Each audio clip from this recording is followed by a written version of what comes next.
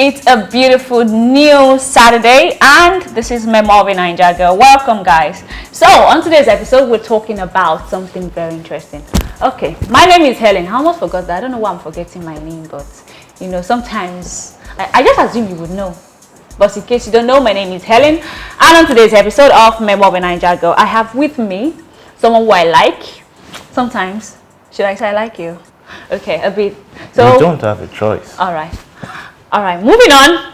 I have with me Folami, and we're talking about human resources, HR. Welcome, Folami. Hello. Not that hand, like you're some Queen Elizabeth. How are you today? I'm good. I'm all right. Lovely to be here again. Okay, we like to have you because you have the old buzzwords and the old knowledge to share. So it's plenty. So tell me about human resources. I mean, you as a journalist, all of a sudden you're working in that department. How do you feel about it? Right from the onset, journalism wasn't supposed to be a thing of career choice for me. Because we don't have money. I don't get money for journalism. No money. Sorry to say. Actually, I'm not sorry to say. It's the truth. It's the fact. Right. Yeah, but for me, it's always been okay. So I want to do human resources. All right. But the aim is human resources in media. In media. Okay. Yeah, that's been the aim. So yeah, I started out with the media aspect, got enough experiences, freelancing, writing, presenting, OAP stints here and there. And then at a point I felt if I don't leave now, I'll never get that HR experience. So yeah, I left the media. I was jobless for a couple of months. And I took a couple of courses, did a couple of certifications. And then you got here. And so there is a particular thing that people say, that people who work in the HR department, that they are wicked. Like when you talk about, oh, I have this HR, she's giving me so much stress. It's always like this old personnel. They're always very stressful, like very difficult, making things hard for the employers. So for me, it's maybe some of the older HR practitioners. Right. Maybe some of the older generation of HR practitioners. Well, have you heard about that? Yeah, I have actually. Some of them will probably fall into that category, but lately the new crop of HR practitioners coming up are more of the balanced type, those that can balance between empathy and sympathy. Okay. And to actually do human resources, you need a whole lot of that particular balance. Be able to balance between empathy and sympathy. And then you need to be very, very emotionally intelligent. Okay. So with the emotional intelligence comes the ability to actually balance between being sympathetic and empathetic. Okay. So, you just mentioned that it has to do with the older generation. I've been a victim. You have been? I've been a victim. So I can say categorically that, yeah, most probably some of the older generation of HR practitioners. But then the newer crops coming up, we're looking to change things. Human resource people are humans. There's the word, human first. No, resources. Resources later. So human first, right? Then resources later. So if I can't relate to your position or relate to your shoes, then why am I doing what I'm doing? You know? But we still have some very younger generation, like our generation, for example, who are working in the government-owned institutions. And you know how they have. I feel like many people try to be harsh at work just to command some sort of respect. Don't you think so? Power is toxic. When you have too much power, people tend to abuse it. Yeah. Because it only takes a certain level of control to not overuse your office, so to speak, right? And then people in Nigeria are angry. Everybody's angry, really. So at one point or the other, you find out one person just lashing out at the other person for no reason, for no just cause. But then again, like I said, the human part should always come first. If that is your field, if that is what you're practicing, if that is what you're doing, even for government establishments, I see no reason why you should be unnecessarily mean to your colleagues. I see no reason why you should be unnecessarily mean even to your outside clients or your internal clients. I mean, you never can tell where you get to meet someone the next day. So now we have this adage in Yoruba that they say that agota, uwala rakwe. That means that whether or not you make money for the company you will get paid. I also have a friend who told me that he feels like the HR in the company is too soft.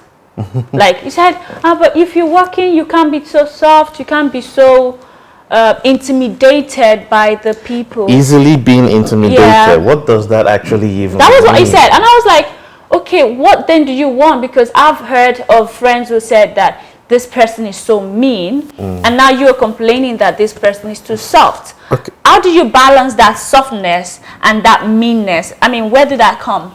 Okay, so let me use a friend's experience. She would usually confide in me regarding things going on in her office, and I'm sure if she gets to listen to this, she will know I'm actually talking about her. Our boss at one point told her she's too soft. But then things, maybe certain people who are in the upper management feels the only way to get things done is to use force, use coercion, use elements of dividing and conquering. Maybe in the old days, yeah, sure. But then again, in these recent times, personally, I believe work should be fun. Okay. Work should be fun. Your colleagues, your teammates in your office should be free to talk to you, walk up to you and strike up a conversation from no basis at all. That is what I believe work should be. Because you will find out that people who are very close to their colleagues tend to do more work than those who are at loggerheads with their colleagues. Right. And then, to answer your question, balancing between empathy and sympathy is basically to be able to relate with what your fellow colleague is facing. If you're able to relate with that, even if you've not personally experienced it, but at least put yourself in their shoes, and see how you can create a win-win situation. A win-win in the sense that your solution would benefit your colleague, and it will also be able to be of benefit to his own immediate colleagues, as such that one person will not be suffering while the other is enjoying. So when you're able to constantly do that, of course there are situations or circumstances that will warrant a lot of compromise. I've had situations where we've had to review certain policies based on things that we did not even think will come up. And then we had to think, instead of doing this as a one-time situation for Mr. A, let us enshrine it in the policy so that in next time, maybe in another couple of months, if such situations should crop up again, we already have a precedent. We already know how to answer it or how to tackle it. Okay, talking about policies, let's talk about the 7 HR bases, and they are recruitment and selection, performance management, learning and development, succession planning, compensation and benefits, human resources information system, and HR data analysis. Now let's pick one of these things now, talking about recruitment and selection. What are the things that you look out for before thinking, okay, this person deserves a place in our organization? Competency. Okay. Competency is not enshrined in your CV. Competency is not enshrined in what you study or what you graduated with. Okay. Competency is more of, can you do the job? Right? Can you do the job? And then how do you determine if someone can actually do the job? I mean, okay, so recently I concluded a recruitment exercise for a client, and out of the numerous CVs we received, we were only able to shortlist about 3. Yeah, it was that wonderful. We only shortlisted about 3. And then here's the catch: even out of that 3 that we shortlisted, the client didn't want any of them. So we're still back to the drawing board. Wow. In my own part, I felt one of those 3 should be able to do the job. But then again, when that person that I actually wished, or based on what I've seen on paper and my conversations with A, B, and C, let's take B as the person that I actually wanted to get the job, not because I'm favoring B or because I know B, because I actually don't know A, B, or C from Adam. Yeah. So when we were having this conversation with the client, when B was presenting himself, the kind of energy he brought to me when we were having that one-on-one was not available when B was talking to the client. Oh, She understand. okay. So it's not even enough to actually be able to do the job. It's enough to actually present yourself as capable of being able to deserving of the job. Deserving of the job. So if you're able to do that or prove that to any recruiter, at least once you've gotten to the last stage, which means the last stage usually is when you're meeting face to face with the business owner or the last line or the recruiting manager, or whatever the case may be. So when you're at that last stage, all your cards have to be on the table. Your ace is up your sleeves. In fact, put your ace in your palm like this. Be on your best game. When you're at that level, you're on your best game, then rest assured, do your best. Like they say, do your best, leave the rest. Don't leave the rest. Yeah. So I've also seen cases where the best candidate don't actually get the job. But then if the processes of recruiting is free and fair, right? Yeah, the best candidate should actually get the job. Okay. Yeah. Talking about competence, yeah, we've heard that. I mean, I think it was in the news a while ago when they said that many Nigerians, many graduates cannot actually defend. They're not employable. Yeah, that was the word. So how is that? I wouldn't know, really. Okay. I wouldn't know, because personally I've had a lot of people, or a number of people, who will tell me they're looking for work, and they're looking for and then I'll say, what kind of work are you looking for? And they'll be like, anything. I mean, if you're except you have a very big net, right? Except you have a very big net. If you're throwing that net into the ocean, then you shouldn't expect to get a lot of catch, right? So the bigger your net, the net being the wealth of experience. Right. The bigger your net, the bigger your catch. But if you have a very small net, you shouldn't expect to catch a lot of fishes from the ocean. So when people ask that they need a job, and I'm like, what kind of job are you looking to get? And then they say anything. I'm like, why? That's one of the fundamental mistakes job seekers do. You don't look for any kind of job. Now I understand the fact that yes, there's that need to be economically stable, right? And the only way you do that is either you're an entrepreneur or you get a job. But I think this whole thing stems from the foundation. If you can't plan ahead, at some point you'll start to falter. Unless you now retrace your steps. Don't just look for any kind of job. Focus on one thing, one part of your career, and put all your energy into that line, into that part. Trust me, one way or the other, the universe has a way of rewarding people who are very, very true to what they actually want, instead of grasping at different things at different time. So if you say, okay, all I want to do is be an OAP, and you've devoted your entire energy into being an OAP, take it or leave it. One day, something will come up from that line. If you've devoted your time at say, I want to be a computer scientist or a data scientist, and you align yourself with people who have excelled, people who are doing well in that line, it's only a matter of time before they will point to you that, come and do this small thing. And when you're doing this small thing, from that, it builds your experience. Do this other small thing, it builds your experience. Before you know, by the time you get to the big stage, little things will add up into big things for you. So let's talk about experience. Yeah. So a 19-year-old girl straight out of university. Is it even possible? Okay. Let's Yeah, not say yeah, of nothing. course. Yes, I think it's Of course. possible now. I've seen 17 And they year-olds who say are that graduates. you're looking for a job and they ask you for 5 years experience. Okay. Where is the person supposed to get that 5 years experience? Like where? Okay, so what you look Maybe I for. should say that. Why do you people ask that question? Why do you ask that question? Now you're taking it personal. So what you look for actually matters a lot, right? What you look for matters a lot. You can't be a 19-year-old, fresh out of school, fresh out of NYSC, Right. and be applying to roles that require 3-4 years of experiences. How do you get to fit in?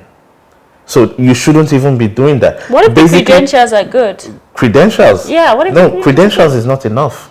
Experience counts. Experience is the most thing that counts. But you can learn on the job, don't you think so? That's the point. That's the point. So now people would not want to learn small or grow big or start small to grow big. You just want to grow big, forgetting how to start small. It doesn't work like that. If I am the recruiter and I say I need someone who has 5 to 6 years experience to fit this role, I have my reasons for doing that. Because in one way or the other, that means I need someone who can, start the job and hit the ground running. Good. That means that role is very, very important, and I need someone to fill it and make it their own. Yeah. That means I don't have that luxury of time of babysitting, of spoon feeding someone who is relatively new to that role. Okay. So when you usually see recruiters saying they require this amount of experience, it's not because they don't know people who have lesser experiences, but because recruitment aligns with business goals. Recruitment aligns with business goals. And when you see recruitment out there, it's to suit a particular business goal. And the aim of every business is to be profitable, even for NGOs. So if I'm recruiting 5 to 6 years, I want 5 to 6 years. Okay, talking about the importance of how important it is that you get this experience here. Let's just talk about this one where you hear that, okay, this so company is looking for a person between the age of 20 to 25. I mean, can we always take the age thing off it? Okay, so especially marketing jobs. Okay, so certain jobs depict certain descriptions. Age being part of that description. Right? Because they feel there's the belief that while you're at certain age, you're more energetic, you're more agile, you're more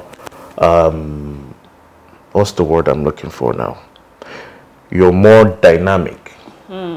Yeah? Okay. You're easily malleable. You can be easily folded or molded or tutored or mentored for a greater thing. So when you see certain organizations telling you they don't want people who are above 26, right? That means on the long run, they're looking at how many years does this person have to serve in this particular role, or start in this particular role and grow into other roles. So when they say that, that is usually what they have in mind. At least that is what I think they have in mind. Because I cannot employ, in natural sense, even employing someone between 20 to 25, that role shouldn't be for an experienced role. Yeah. 20 to 25 may be someone with 0 to 2 years of experience. That's what you usually get, and that's what actually usually obtains. Maybe 0 to 2 years of experience. But then when you say 26 and above, then they're expecting by then you should have at least maybe 3-4 years of experience. Once you're clocking 30, 32, 33, they're looking at 5 years experience above. Yeah, because when you see that progression, your age should progress with your experience band. So if you're 32 and you don't have any experience, trust me, you won't knock on that door all you like or get bulldozer, except if you know someone. But let's be sincere with each other. We have the economy factor. We have the Nigerian factor where you know what I mean. You see, the problem with that is the fact that our environment is built on a lot of compromise. Either compromise that will favor the organization, or compromise that will favor the recruiting manager, or compromise that will favor the applicant itself. For instance, you would see someone who has no iota about office management, who doesn't know anything about basic filing systems, and then the person gets a job as an office manager. What do you know? What can you actually do? When they say, okay, we're bringing in a very, very big printerware, do you have the tech knowledge to actually operate it? If you read, okay, fine, nobody is born with that knowledge, yeah? But if you read through the manual, maybe after a day or two of studying the manual, can you be able to operate this on your own without having to call a specialist? Yeah? And then you see people in such situations who occupy such jobs, such roles. Maybe it easily or on the short time fills that role, but on the long run, except that person is pragmatic and dynamic enough to actually grow into that role, such person is bound to fail. Okay, we need to talk about salary, but before then, let's take this very, very short break. Welcome back, guys, and I still have with me Folami. So let's talk about the salary, the monetary factor. Why are you guys paying us so less money rather, not so much? So much or so little? So less. That question is too broad to answer. Like I said earlier on, most recruitments are tied to business goals, and then the aim of most businesses is to make profit. Now, I also understand that some business owners are perhaps overzealous. Okay. Yeah, looking to have one person fill the role where 3 or 4 people should fit, and then you still pay the salary of just one person. For instance, now the job roles for A, B, C, and then you have just Mr. E who is occupying the role of A, B, C, and then you're still paying Mr. E just the salary for one person. Right, so I understand that sometimes job owners could be that overzealous, Right. but it's a thing of our environment as well. Okay. If you as a job seeker don't even know or understand your rights, then you definitely will not get favorable offers. Now, when you realize that, okay, I'm being asked to take up another role aside what was assigned to me, you have the right to ask for a salary raise, right? And then when you realize that, okay, this salary raise is not coming, then you can choose, do you want to leave or do you want to stay? If you decide to stay, how long are you going to stay for before you eventually would leave? Because like it or not, that extra role without the extra pay is detrimental to you. So if you're going to stay, you need to decide how long are you staying for before you eventually leave. So quick question. All of a sudden, even many people that I know from our school, they kept saying that, okay, now I want to go into the HR part of it. Why is it that everybody now wants to do human resources? What are they resourcing? What are they sourcing for? The primary thing or the primary ingredient in human resources is human. And as long as you have abundance of human on earth, the HR role or the HR job is actually here to stay. Because like it or not, even for a 5-man business or a 5-man organization, you need that one person who will manage that 5 people. Aside you, who is the chief overseer of the organization, you need that one person. Most likely you have that one person maybe as a chief operating officer or chief operating officer / human resources. In most cases, you have both combined in one person, right? So as long as we have humans on earth, the HR industry and the HR role is going to be there because you actually need humans to manage humans. Humans, okay. All right. Now I understand how this thing works. And of course, I'm still trying to get the whole salary thing. The salary thing, for example, I'm not satisfied because you know what I mean. I'm sure you understand it. Yeah. You go to school, maybe a private university, and you're getting that amount of money is nothing. And the fact that you can actually be told that, okay, it's either you take this or you get out. And you don't have any choice, like, okay, where am I going to go? No, you actually always have a choice. What choice do you have? Like, you have to stay back home for another year? You always have a choice. You always have a choice. I've gone for interviews where I see the salary and I said, no. But that's you, because you have a choice. You have a choice. What choice do I have? I was talking. This was even before I got my present job. But do you know how you got the first job when you were still in energy? Because I know. Okay, I'm not going to go into that one because that job was a very good one. Thank you for coming on the show. Thank you. All right, guys. My name is Helen. Don't forget to follow me on social media, Helen.love.23, Memo of a Niger Girl on all platforms, and on Memo of a Niger Girl, Helen.mwang on Instagram. We just talked about human resources, and guys, this episode, just don't forget, listen and subscribe. You will see that one. All right, see you next week.